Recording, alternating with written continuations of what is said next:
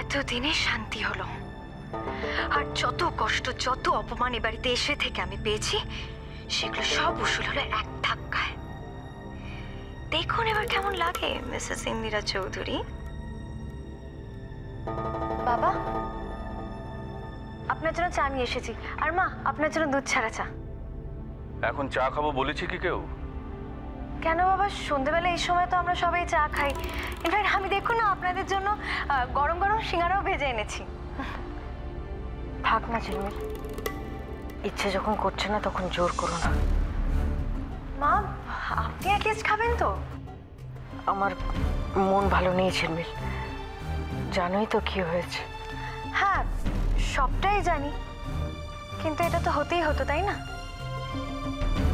না মানে বিশ্বাস করুন না, আমি এতটুকু সারপ্রাইজ হয়নি যে কনক ডিভোর্স পেপারে সাইন করে পাঠিয়েছে। এরকম কেন বলছো?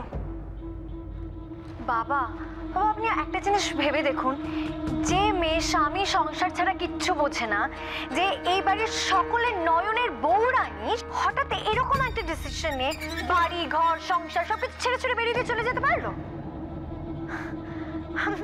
আমি তো তখনই সব বুঝে গেছিলাম, পুরো ক্লিয়ার আমার কাছে।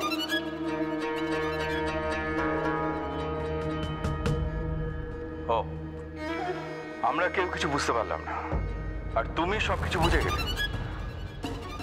আমার বোঝাতে কিছু আসে যায় বাবা? আমি তো সমস্ত ঘটনা হয়ে যাওয়ার পরে এখন কথা বলছি। তবে হ্যাঁ, একটা কথা আপনাকেও বলে রাখি, যদি আপনারা এখনো আশা রাখেন যে কনকে বাড়িতে ফিরে আসবে, আমি বলবো ভুল করছেন। হ্যাঁ বাবা, আপনাদের থেকে আমার খারাপ লাগাটা কিছু কম নয়, কিন্তু আমি তো ভাবতেই পারছি না কনকের মতো মেয়ে এরকম একটা কাজ করতে পারে। সিরিয়াসলি ভাবাই যাচ্ছে না জাস্ট। কিন্তু যাই হোক, মানে বিয়ের 2 বছর এই ফ্যামিলিতে ছিল, একই পরিবারে, পরিবারের একজন হয়ে উঠেছিল কনক, তারপরেও এরকম একটা কাজ কি করে করতে পারে? ও মাই গড! শোনো শোনো, আমাদের বউরানির উপর ভরসা আছে। ও যখন গেছে তখন নিশ্চয়ই এর পেছনে কোনো কারণ আছে।